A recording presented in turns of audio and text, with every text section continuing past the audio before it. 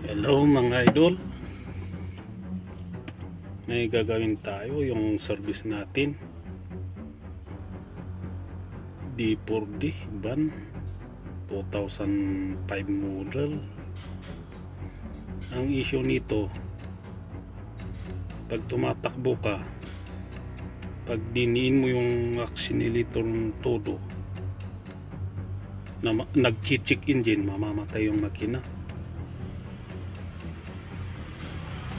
Nung pinunta namin siya shop, ang sabi nila i-confine daw,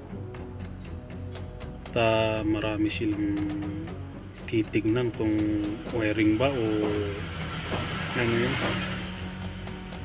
wiring ba at saka yung makina. Tinanong ko naman yung kung magkano yung babayaran. Abot daw ng baka 50 o mas higit pa. Kaya nag-decide ako na iuwi muna kasi walang pera. At ngayon naman umaga, gagamitin to sana pang service. Ayaw na naman mag-aandar siya, pero nagre-recondo lang ngayon yung ituloy. Ang sukit sa ako dito yung fuel filter, pero nung pinalitan ko yung fuel filter niya, parehas din. Kaya nag-decide ako na buo na lang na fuel pump. Ito yung dati.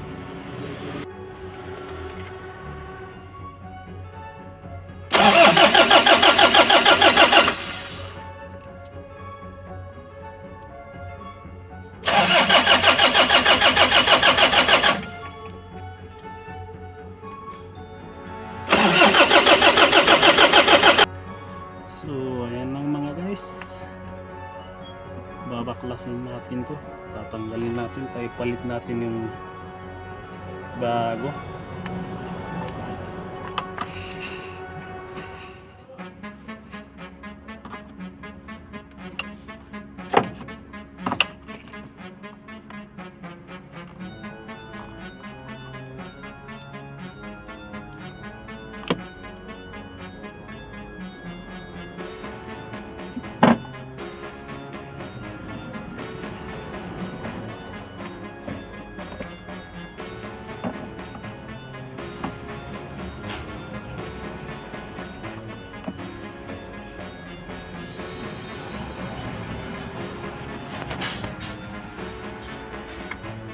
Nakabili tayo ng pangpalit natin na bago. Ito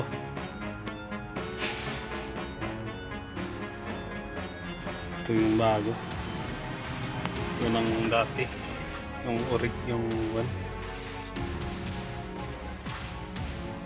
Ito yung orig niya,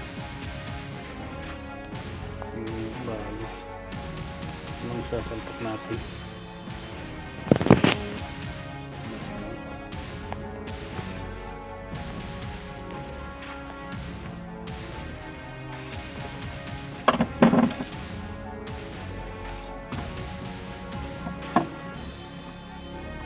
Sana pala tinanggal ko itong battery.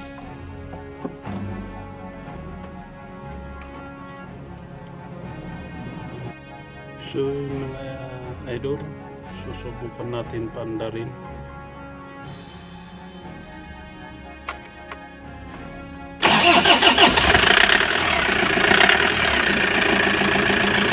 Bingo!